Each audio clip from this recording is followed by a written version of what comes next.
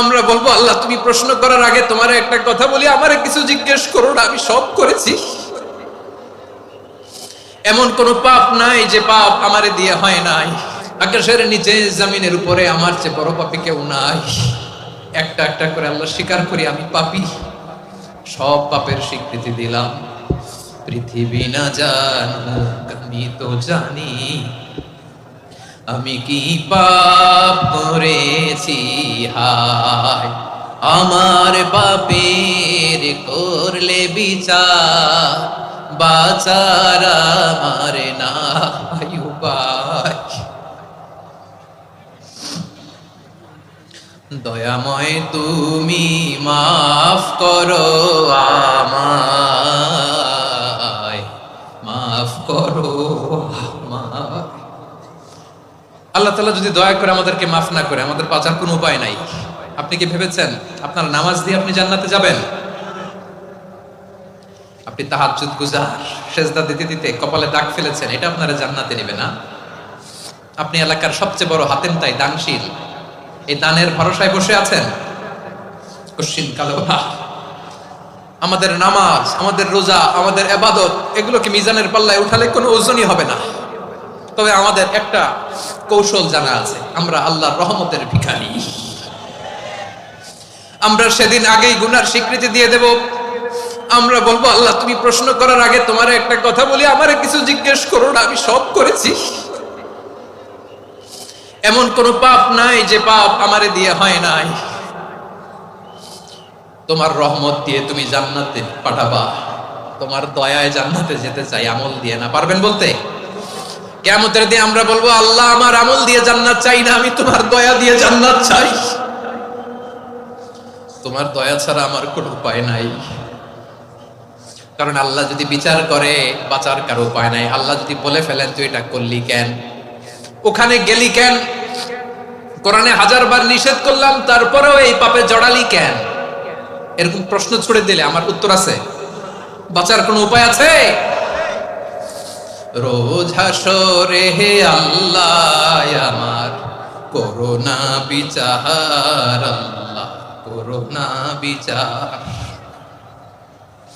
বিচার চাহি না তব দয়া চাই, এ গুনাহগার আল্লাহ করোনা বিচার। আপনার আমল দিয়ে জান্নাতে যাবেন? কি দিয়ে যাবেন? আল্লাহর দয়া দিয়ে। আল্লাহর রহম আর দয়া ছাড়া কেউ জান্নাতের চেহারাও দেখতে পাবে না। আমার প্রিয় ভাইরা, এই দোয়া আল্লাহর কাছে পছন্দনীয় হওয়ার কারণ তিনটা। দোয়ার প্রথম অংশে আছে তাওহীদ, আল্লাহর একত্ববাদের ঘোষণা। এই দোয়ার দ্বিতীয় অংশ আছে তাসবিহ, আল্লাহর প্রশংসা সূচক বাণী। এই দোয়ার 3 নাম্বার অংশ পাপের স্বীকৃতি। তাহলে আমরা সবাই গুনাহগার। আমরা আল্লাহর কাছে পাপের স্বীকৃতি দিয়ে বলবো, ও আল্লাহ ইন্নী কুনতু মিনাজ জালিমিন, আমরা জুলুম করেছি, পাপ করেছি, অন্যায় করেছি, আল্লাহ বুঝতে পারি নাই। শয়তানের ওয়াসওয়াসায় পড়ে, বন্ধুর পাল্লায় পড়ে, নফসের খায়েশ মিটাতে যে আল্লাহ করে ফেলেছি। তুমি গুনাহ না মাফ না করলে আমাদের গুনাহ মাফ করার দ্বিতীয় কেউ নাই। ঠিক কিনা বলেন? এভাবে অনুতপ্ত হয়ে যদি আল্লাহর কাছে দোয়া করেন, দেয়ালে পিঠ থেকে গেছে, কোনো রাস্তা নাই বের হওয়ার, ওই মুহূর্তেও আপনাকে বিপদ থেকে উদ্ধার করবে কে? বিশ্বনবী চরম বিপদে পড়লে দুটা দোয়া পড়তেন। প্রথম হলো এটা, লা ইলাহা ইল্লা আনতা সুবহানাকা ইন্নী কুনতু মিনাল জালিমিন। এই দোয়াটা আমরা বেশি বেশি পড়ব প্রিয় ভাই। রাজি আছেন? সবাই আওয়াজ করে পড়ুন ইনশাআল্লাহ। আমার প্রিয় ভাইয়েরা, বিপদে পড়লে বিশ্বনবী আরো একটা দোয়া পড়তেন, লা ইলাহা ইল্লাল্লাহুল আযীমুল হালিম, লা ইলাহা ইল্লাল্লাহু রাব্বুল আরশিল আযীম, লা ইলাহা ইল্লাল্লাহু রাব্বুস সামাওয়াতি ওয়াল আরদি ওয়া রাব্বুল আরশিল কারীম। এই যে বললাম, রেকর্ড হয়ে গেছে। এখন তো আর ইনস্ট্যান্ট মুখস্থ না হলো, পরে মুখস্থ করে নেবেন। আল্লাহ ছাড়া কোনো উপাস্য নাই, তিনি সুমহান, মহা সহিষ্ণু। আল্লাহ ছাড়া কোনো উপাস্য নাই, তিনি সুমহান, আরশের অধিপতি। আল্লাহ ছাড়া কোনো উপাস্য নাই, তিনি আকাশের মালিক, জমিনের মালিক, তিনি সুবিশাল আরশের অধিপতি। সুবহানাল্লাহ পড়েন এই দোয়াটা। কেউ যদি পড়ে যদি এর ওসিলা করে দোয়া করে, তাকে বিপদ থেকে মুক্তি দেয় কে? মনে থাকবে আপনাদের? তাহলে বিপদের প্রথম ধাক্কায় কি যেন পড়তে হয়? ইন্না লিল্লাহ। তারপরে কি বলে আল্লাহর কাছে নিজেকে সঁপে দিতে হয়? দেয়ালে পিঠ থেকে গেলে লা ইলাহা ইল্লা আনতা সুবহানাকা ইন্নী কুনতু মিনাজ জালিমিন। দুই নম্বর হচ্ছে লা ইলাহা ইল্লাল্লাহুল আযীমুল হালিম, লা ইলাহা ইল্লাল্লাহু রাব্বুল আরশিল আযীম, লা ইলাহা ইল্লাল্লাহু রাব্বুস সামাওয়াতি ওয়াল আরদি ওয়া রাব্বুল আরশিল কারীম। মনে থাকবে? ইনশাআল্লাহ বলেন সবাই, আওয়াজ করে সবাই ইনশাআল্লাহ। অনেক সময় এমন হয়, হঠাৎ বিপদের সম্মুখীন হই আমরা, রেডি হয়ে বের হইছে অফিসে, হঠাৎ অ্যাক্সিডেন্টে পড়ে যাই, হঠাৎ পেটের ব্যথায় অজ্ঞান, এরকম হয় না? আপনাদের হয় না? বিষ্ণু ইসলাম বলেন, আকস্মিক দুর্ঘটনার বিপদ থেকে যদি কেউ বাঁচতে চায়, সকাল সন্ধ্যা যেন প্রত্যেকে এই দোয়াটা পড়ে। সকালে যদি 3 বার পড়ে, সন্ধ্যা পর্যন্ত হঠাৎ হঠাৎ বিপদ থেকে সে রক্ষা পাবে।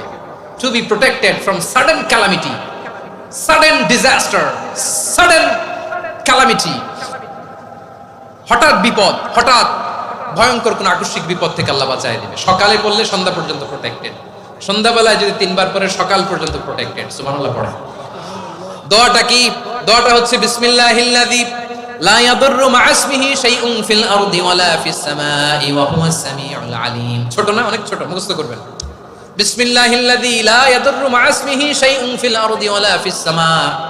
ওই আল্লাহর নাম নিচ্ছি, যে আল্লাহর নামের বরকতে আকাশ জমিনের কোনো কিছু কারো কোনো ক্ষতি সাধন করতে পারে না। তিনি সর্বশ্রোতা, সর্বজ্ঞ। সুবহানাল্লাহ পড়েন। পড়বেন এই দোয়াটা, বিসমিল্লাহিল্লাযী লা ইয়াদুররু মা ইসমিহি শাইউন ফিল আরদি ওয়ালা ফিস সামাই ওয়া হুয়াস সামিউল আলীম। ফজরের পরে 3 বার, মাগরিবের পরে 3 বার যদি কেউ পড়ে, প্রোটেক্টেড, যে কোনো হঠাৎ বিপদ থেকে প্রোটেক্টেড। প্রোটেক্ট করেন কে? ওই আল্লাহর নাম নিচ্ছি, যে আল্লাহর নামের ওসিলায় আকাশ জমিনের কোনো কিছু কোনো ক্ষতি করতে পারে না। সুবহানাল্লাহ পড়েন।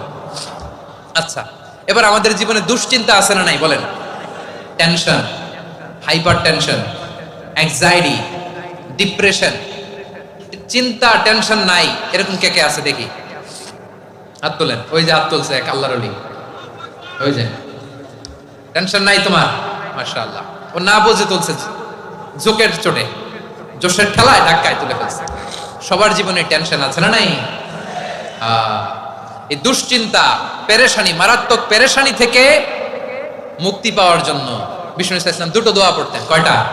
অনেকগুলো পড়তেন। স্পেশাল 2টো দোয়া আজকে আপনাদের শিখায় যাব, শুনবেন না? কষ্ট হচ্ছে? সংক্ষিপ্ত মুনাজাত দিয়ে দেই।